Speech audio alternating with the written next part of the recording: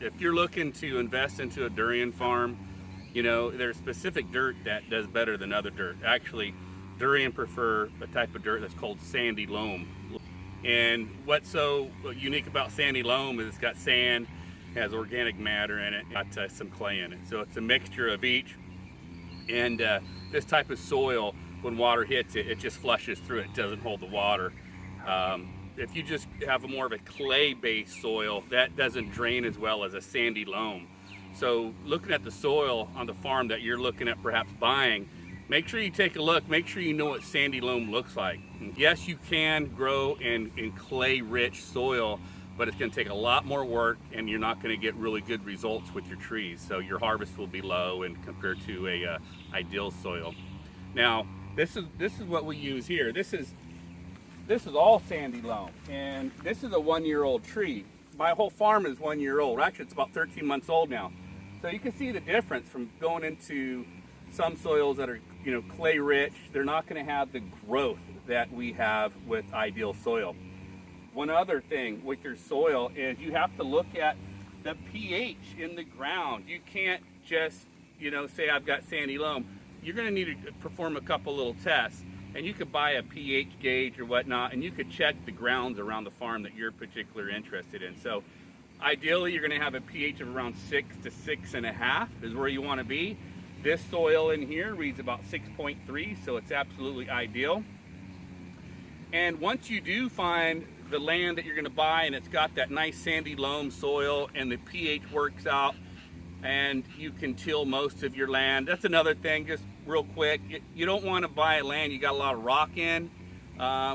You know, in America we talk about tillable acres, and this is 11 rye, and 100% of it's tillable, meaning that I can grow on 100% of it. I can run my tractor through it.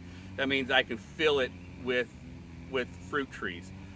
If you have an 80% tillable land, I mean, really, if you're buying 10 rye and you can only grow on 8 of it, then you only really have 8 rye. So look at that, guys. Look at that. That's another important point. So, so basically, the next step, once you determine the land you're going to buy, it's sandy loamy, it's everything you're looking for to grow a really good tree. You need to elevate your durian trees. Durian trees like to be flushed, right? Their roots like to be flushed. They don't like to have standing water on them. If they have standing water on them, you know, they can get root fungus and they can die, and you'll have a lot of issues. They'll stun the growth and whatnot. So they need to be elevated to really have a good producing, good growing durian tree. So the water, when it does rain, it just flushes through the roots and it doesn't hold. There's other farms around and they don't elevate. You can see it. If you're a farmer and you know about durian, you know planting on a flat ground compared to an elevated ground, there's a big difference. Trees that are on, you know, on flat grounds, non-elevated, when it rains, they get saturated and the tree just literally can die. I've seen it many times. So elevate your durian trees to get the best results so the roots can flush.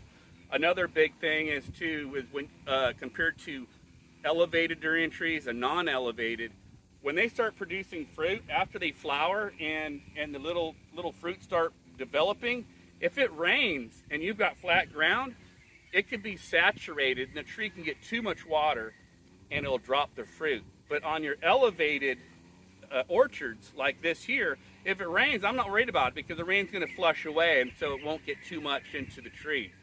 So that's another big difference. We're going to have better crop retainage with when it rains compared to flat ground.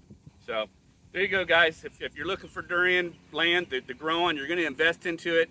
Make sure it's sandy, loamy soil. Make sure the pH is correct. Make sure it's in between 6, 6.5, and definitely elevate your mounds. So that's the best advice I could give you when looking for durian farming, so land. Okay, guys. If you like it, go ahead, hit subscribe. Otherwise, we'll see you next time, and definitely hit that like button. See ya.